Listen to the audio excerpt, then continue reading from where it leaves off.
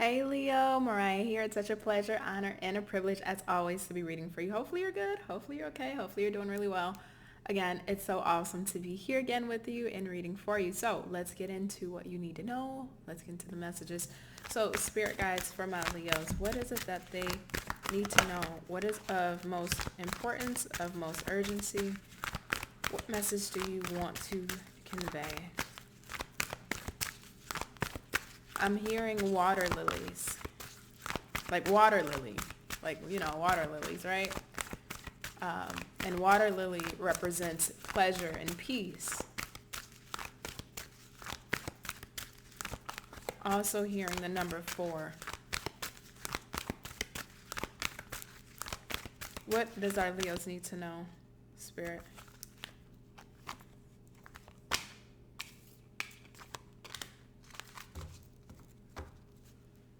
All right. Bottom of the deck, we do have loneliness. I know that I am never alone. We have denial. I acknowledge my fear, but I replace it with the insight of awareness. And we also have discipline. I can set what I put my mind to.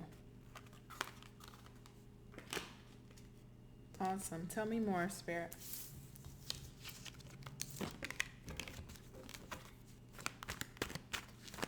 What else does our Leos need to know?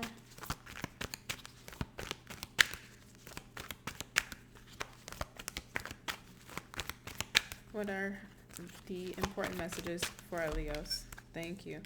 We have the Six of Earth, Six of Pentacles in the reverse.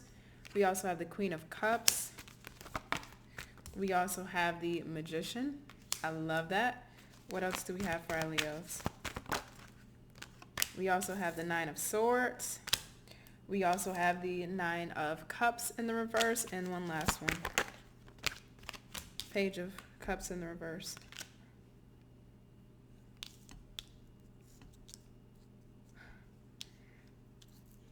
Are you in your head about something, Leo? Are you in your mind about something? Is there something that's causing you internal, psychological conflict? Because that's what it feels like I'm looking at. Too much in the mental space. Too much in the mental body. And don't get me wrong, it serves its purpose. But when we are overanalyzing or overthinking something, we can tend to prophesize realities that we don't want. Be a bit cautious where you're placing your thoughts at right now, Leo, because with that Magician here, Nine of Swords and the Nine of Cups, this is, and I mean to the fullest extreme, Queen of Cups, your emotions and your intentions are in the best space. They are in the right place, but because there's some form of imbalance in your life right now, whether it's in your finances, your family, maybe a decision you got to make, maybe in a love situation, I'm looking at the potential of you manifesting a certain prophecy, or this could even be somebody around you, especially with this Page of Cups in reverse, but I'm going to say it to you because I'm reading for you. There's the ability at this time, especially right now, Leo, to manifest the reality that you don't want. And this is coming down to that saying, that old time saying of be careful what you wish for because you just might get it. And our intentions may be good on the outcomes we're looking for, but the way we go about manifesting it, or not knowing all the circumstances that are surrounding the manifestation we're trying to create, we'll end up prophesizing or creating a reality for ourselves that is not in alignment with what we intended on. And that's exactly what I'm looking at here. So if I'm going back to the original cards that we had out, which is lonely, discipline, and denial, this is being able to have mental strength and mental resilience, if you will, over how you're placing your thoughts, being able to be more disciplined and structured in your thoughts, what's really good for you, what's not, what is fear-based thinking, and what type of thinking is based in reality, right? As sometimes we do have to look at the hardcore truths. And we also, too, when we don't know certain outcomes or we don't know what's going to happen, or we're kind of in this impasse of a decision or a mental space that we're in, whether it's self-imposing thoughts, fears, anxieties, uncertainties, we have to be sure that these thoughts are coming from a place of our highest good. Sometimes we get in our own way, and I just want you to be a bit careful here, because if I'm looking at loneliness, we may be creating a manifestation in a space that's currently a void. And if there's a certain void that you're trying to create a manifestation out of, for example, I'll tell you this. Say for example, you're going through some form of a financial issue or financial difficulty. There's a void right now in that space, and this may be causing anxieties, worries, or concerns. Or in another example, say if you've been single for a long time and you're wanting to experience love again, or you've been dealing with a hard connection and you want to deal with a love that's going to be right for you, we're manifesting from a place, I don't want to say necessarily loneliness, but we're manifesting from a place of void, right? So back to the financial concern.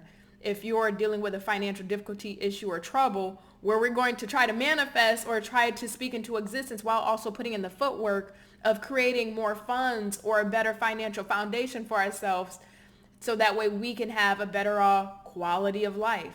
The concern here that I'm looking at, Leo, is with that being said, and that's all in good intention, a lot of the times when we do manifest, and I'm not saying all times, but when we're manifesting from a place of void, we're manifesting out of fear. Because if my finances aren't together, then how rent is going to get paid? How am I going to pay my car note? How am I going to pay my mortgage or my utilities? Or how am I going to do X, Y, and Z? And sometimes when we start manifesting from that space of scarcity and lack, we create self-fulfilling prophecies or our manifestations. Guess what? Be careful what you wish for, because yes, you can manifest those finances, but you didn't know that it was going to come with a 60 or 80-hour work week. You didn't know that you're going to have to lose some things in order to gain your financial standing or footing. So just be, because that's what's coming through. That's what's coming through. Can I tell you something else, Leo? Just kind of away from the cards a little bit. Just away from this message. And you know, sometimes I just go there. So I just have to go there. What I feel on a deeper level, because I feel like there's a deeper rooted thing here. I mentioned the word, if you will, resilience. And resilience is something that you should have in your pocket. You shouldn't have to wear resilience every day. Take that in for a second. Resilience is something you should have in your pocket. You shouldn't have to wear it every day.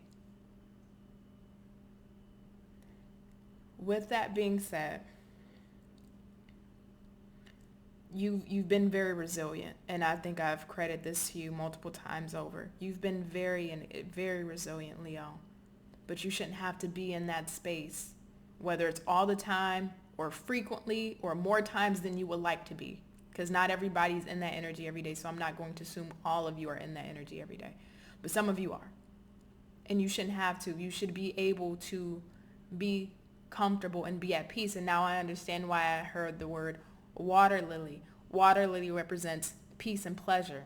And that's really, when we talk about what it is that we really want out of life, Leo, it comes down to the very bare bones minimum, the more simple things in life. We want peace. We just want an overall better quality of life. We want to feel content. We just want to feel comfortable. We want to feel at ease. But I'm getting an energy of you having to put on this resiliency all the time, and you are resilient, and it's good to have it, but you should only have it in your pocket. You shouldn't have to wear it all the time. So I guess I would have to ask you, Leo, just on a personal note, personal question to you. You know, you can say yes, you can say no, I don't know.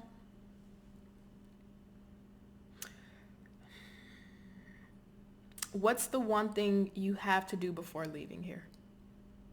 What's the one thing you have to do before leaving here? And I mean just genuine, right? Of course, we all got our bucket list of things we want to do, but when we break it down to the core principle and the core root of things that mean something to you, what's the one thing you have to do before leaving here?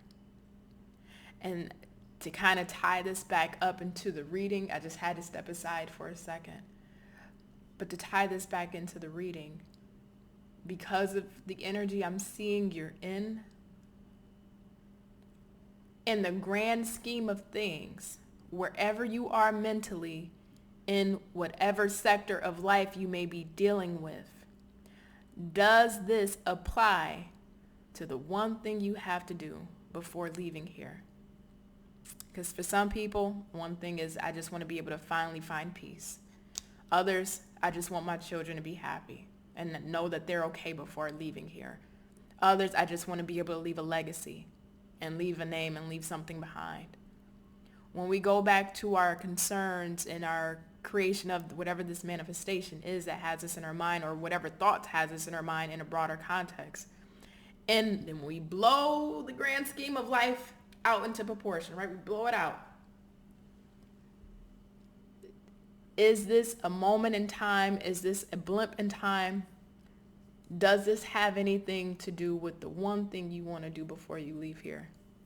Or because we're in the moment, we're consumed by the moment, this becomes our reality and we feel like this is our life, because it's not. And I don't want to go too far into the spiritual element of this, right? Because I don't want to start sounding preachy. But really think about that, Leo, because I see how this is playing out for you. And at the end, peace, pleasure, just to feel content. It really feels like when we look at the funnel of how we want to express that, sometimes the funnel of that it's channeled through, right? How we actually display it. Some people find peace and pleasure in vacationing. Some people find peace and pleasure in having their home with their family. And some people find peace and pleasure on a shopping trip. I don't know, right? To each his own. Buying that new sports car. But when you break it down to the bare bone minimum, Leo, of peace and pleasure, what within? How do you find that one thing you want to do before you leave here? And when you really think about that, whatever this is, and I understand the reason for it, all of you will have different reasons, but I get the psychological aspect of it. When it comes down to it, does this hold weight when it comes to finding that peace and pleasure? Does it truly hold weight? And is it the funnel, the way we're trying to express that peace and pleasure, right? Whether it is a vacation or buying this new thing or doing that. A lot of times we can think the way we channel our peace and pleasure is what it is that we want. But it's only the funnel. We got to get to the root. If you can get to the root of finding that peace and pleasure in your circumstances, and this goes into a certain practice of Buddhism, not trying to go there, but it just does, of mindfulness, being very mindful. And I go back to you being very mindful about however you're going about creating something, because be careful what you wish for and be careful how you're going about creating this in your life, Leo. I love you. I love you to pieces. You mean so much to me. You be safe. You take care. You be well. I will catch you on the next reading. I love you. Bye, Leo.